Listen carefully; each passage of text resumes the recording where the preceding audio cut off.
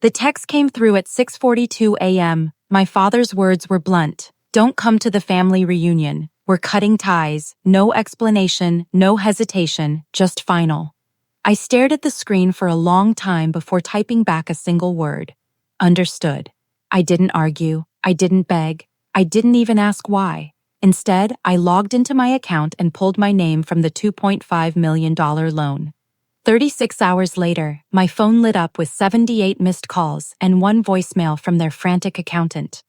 I hit play. The desperation in his voice filled the room, and I couldn't help but smile.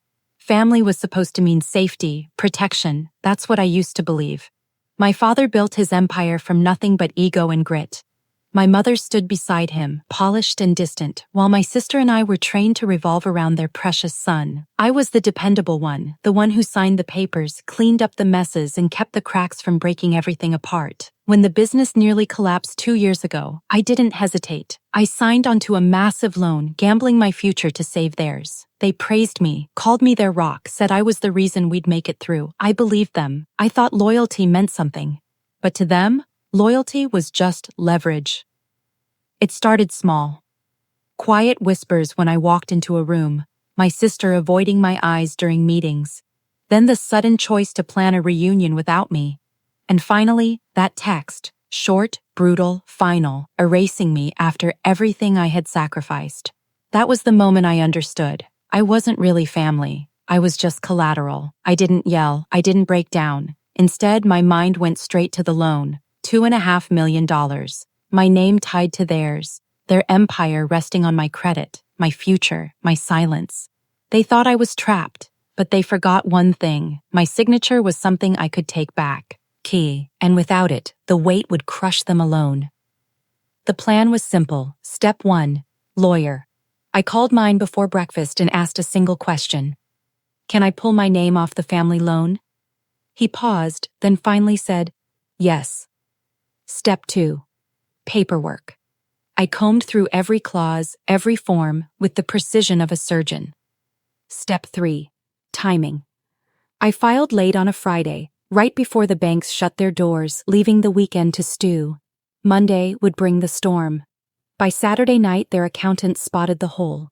By Sunday, the board was in a panic. By Monday, the vultures were circling. I didn't have to do a thing. I just stepped back and let gravity handle the rest.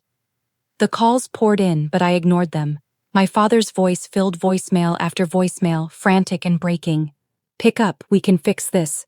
You don't know what you've done. Please don't do this to your family. That word, family, came back not as a shield, but as a desperate plea.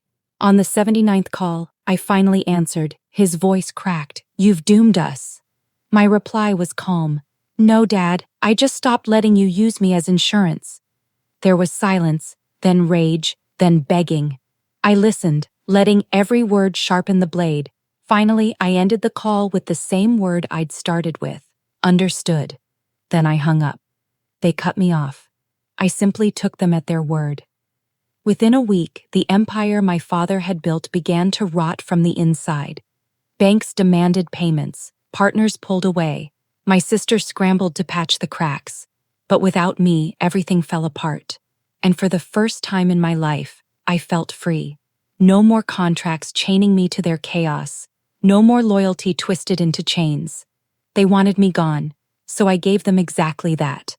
But here's what they never realized. I wasn't the weak link. I was the one holding the whole damn chain together. When they erased me, they erased themselves. And now, as I sit here watching their empire collapse from afar, I feel nothing but clarity. They thought cutting me off would destroy me, but all it did was destroy them.